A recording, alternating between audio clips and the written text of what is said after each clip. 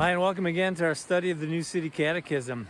Our study today, or the question today, is what is sin? And, that's a tremendous question. And to answer that a little differently than they do in the book anyway, when I think about trout, it's the beginning of trout season, so I spend a little bit of time on the creek this time of year.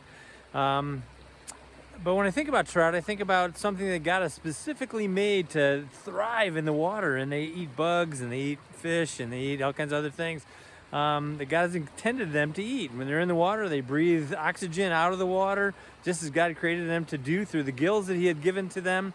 And so when they're in the water, they thrive. They do really well. And obviously, when they bite my lure and they end up not in the water, typically, or in a pan, they don't do so good. But I do, because I'm made to eat fish, so that works out pretty good. But for them, they're made to thrive in the water, and that's sort of like when we think about sin. God has given us His law, and we spent a few weeks kind of looking at the Ten Commandments and looking at His law.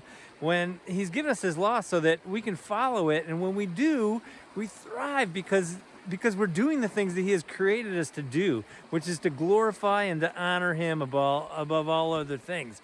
And so sin then becomes things that we do that are against His law, or ends up in worship of other things other than Him.